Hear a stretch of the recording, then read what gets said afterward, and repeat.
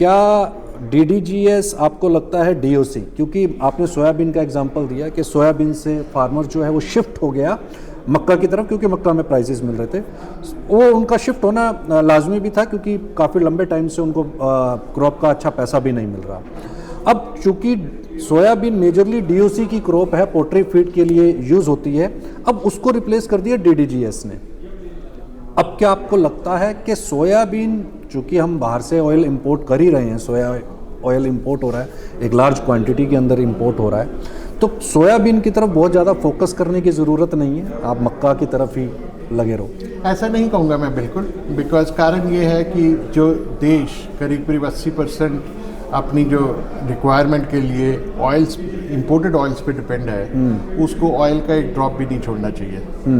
तो सोयाबीन में 18% के लगभग तेल होता है, राइट। तो सोयाबीन को मैं बिल्कुल नहीं कहूँगा कि छोड़ना चाहिए। Soybean should continue to grow and actually we should make soybean helps in more than one way, by the way. It's also good for the soil, you know, because of this one. तो soybean की cost पे मक्के का area लाना is something which we should debate and which we should actually seriously think that whether that's the right thing to do or no.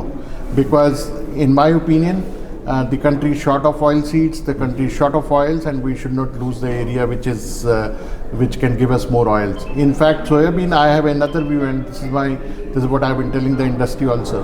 Our soybean yields have not increased in last so many years. Right. When I started my career in soya industry around 30 years back, I think the yields what they were around 30 years ago, probably nothing much has changed. Okay. We should not only encourage soybean, we should also see that how can we do the yield improvement in soybean. Awareness की कमी मानते हैं किसके पीछे? देखिए, awareness industry का साथ, farmer का साथ, इंडस्ट्री और फार्मर का आपस में मिलना, ये सब जो है इसके साथ साथ, और सरकार की पॉलिसी साथ के साथ, ये सब साथ इकट्ठे मिलके जब चलेंगे तब ऐसा होगा।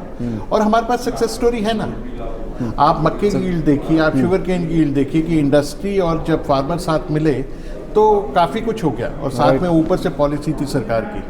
एंड जैसे कि मैं आपको भी अक्सर ये कहता हूँ कि consistent policy of the government is oxygen for the sugar industry, for any industry. तो अगर कंसिस्टेंट पॉलिसी हो गवर्नमेंट की, फार्मर और इंडस्ट्री मिलके चले, तो मुझे ऐसा कारण नहीं दिखता कि हम सोयाबीन में जो है वाटरशेड चेंजेस नहीं ला सकते।